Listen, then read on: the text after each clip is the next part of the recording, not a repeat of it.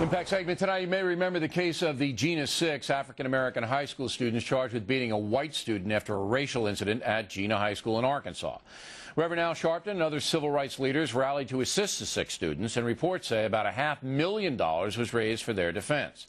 Now, there are questions about where that money has gone. Pictures of defendant Robert Bailey with $100 bills have surfaced on the net. And 2 other defendants appeared well-heeled at a music awards event they traveled to. Joining us now from Washington, where he's leading a march for justice on Friday, is Al Sharpton. And from Dallas, Texas, Howard Witt, who broke the story for the Chicago Tribune. You know, I like the Chicago Tribune. I think it's one of the few newspapers in the country where you get an honest appraisal of the news. But if you had to put a headline on this story, Mr. Witt, what would it be? Well, I think the headline would be lots of question marks around the funds that were collected for the Jena 6 defendants. There's been rumors about the fate of that money floating around the internet, as you mentioned, for quite a while now, several weeks. But the controversy really broke into the open last week when Michael Baisden, who's a prominent black talk radio host based here in Dallas, actually went on the air and accused a group called Color of Change of having actually somehow been shady with the money. The irony of that is that Color of Change, which has raised about $212,000 for the Jena 6 defendants, they're the only group in all of this that actually has been completely transparent about how they have distributed the money, and they've basically shown how they have paid it all out to the attorneys. There's a lot of other questions regarding the rest of this money hanging out there, and including Michael Baisden himself, who until I started asking questions about it, he himself was not forthcoming about how he had distributed the money. So there's a lot of questions. How many charities are there? And they're not really charities because they were just funds set up. But how many funds are there that are helping these defendants? Well, it's an unknown question how many there really are. There's a lot of internet scammers out there who were raising money on behalf of the Jena 6, and no one knows where that money went. But of the big major groups, there's Color of Change, which is an internet-based civil rights group, but an established group. There's the NAACP, and there's a group called the Jena 6 Defense Fund. That is money that is controlled by the parents themselves, and it's sitting in a bank account in Jena, Louisiana, controlled by the parents. Those are the major All right, so the parents themselves are controlling. Now, we hear that the parents have bought Escalades, big cars, are driving around in there since these funds were established. Is that true? No, I have seen no evidence that that's true. That's one of the rumors that's out there.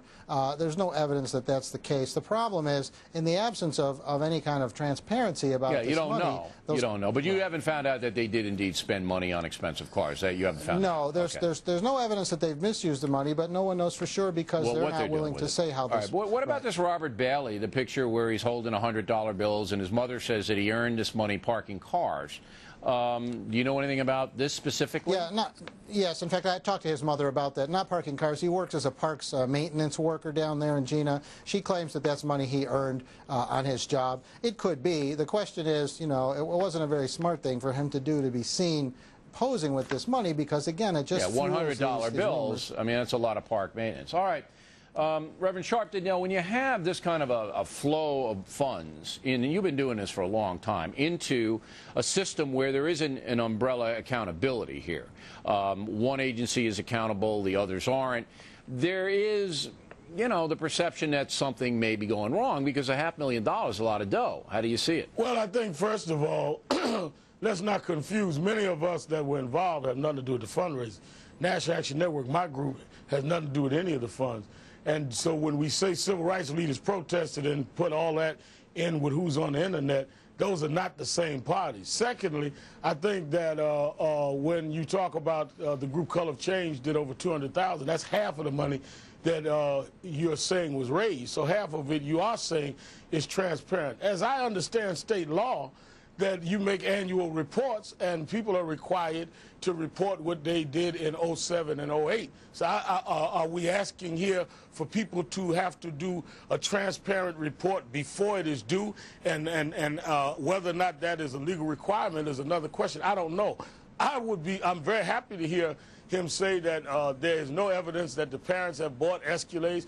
There's no evidence of people running around misusing the money personally with the family. So I think this is all about a distraction. I think Michael Baisden, because he was one of the moving forces of the protest, and still is for Friday, was concerned about that and concerned about the families, and he legitimately raised it. He used his platform to do it. When there was answers, he apologized, and I think that's the responsible thing to do. But I think in any movement, there's always distractions. At the end of the day, what are we saying? The parents, we don't think did anything. We don't know who did, but it just looks funny. But no, it looks funny, and whenever you have cash, you guys know, whenever there's cash coming in, you got to account for it. All right, well, let me ask a question. Do you, Mr.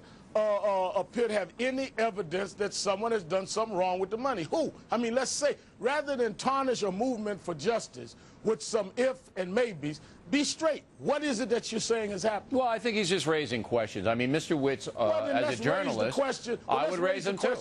Let's raise a question about unequal justice. Let's raise a question about I think we've already done that, Reverend. You've been on this program and every other program raising a question. You've been very fair about that, Mr. O'Reilly, but what I'm saying is to raise the question without any substantive charge is really a distraction. No. That's from where the you're, Reverend, now, if I'm going to train you in journalism, you got to listen to me now. All right, go ahead. You raise the question, and then evidence comes forth. It's like Watergate. And you have a little evidence, and then it starts to grow. This is a legitimate story.